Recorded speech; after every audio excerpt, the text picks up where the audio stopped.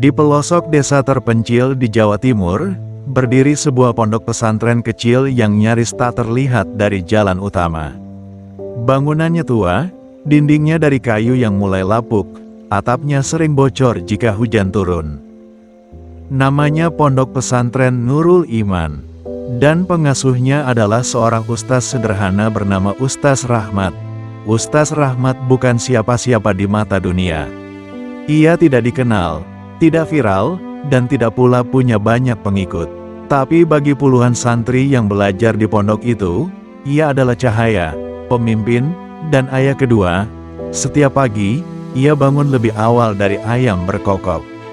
Ia membersihkan halaman, menimba air, lalu memanaskan sisa nasi kemarin untuk para santri. Setelah salat subuh berjemaah, ia mengajar tafsir, fikih, dan akhlak.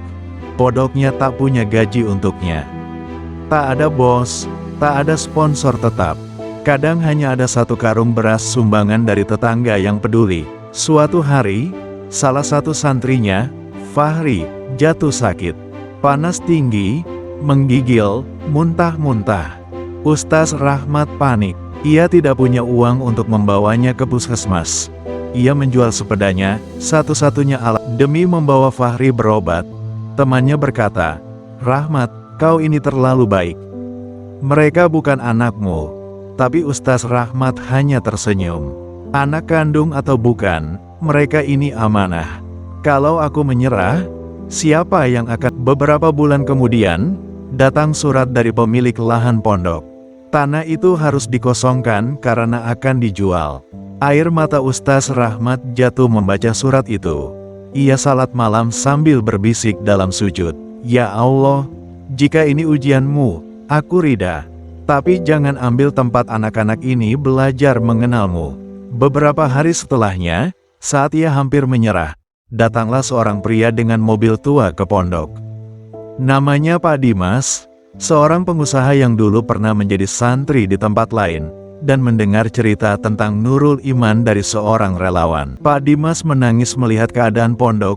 "Ustaz," katanya sambil memeluk, "biar saya bantu.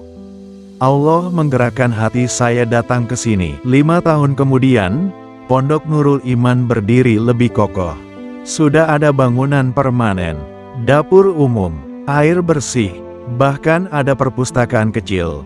Dan Ustaz Rahmat, ia masih di sana, duduk bersila di bawah pohon mangga, mengajar huruf hijaiyah pada santri kecil, dengan suara lembut dan senyum penuh kasih.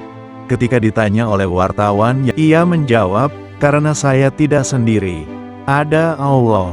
Dan selama masih ada satu anak yang ingin belajar mengenalnya, saya akan tetap mengajar." Ustaz Rahmat mengajarkan satu hal yang tak tertulis di buku manapun, bahwa keyakinan kepada Allah bukan sekadar doa, tapi perjuangan, dan bahwa langit tak pernah diam bagi mereka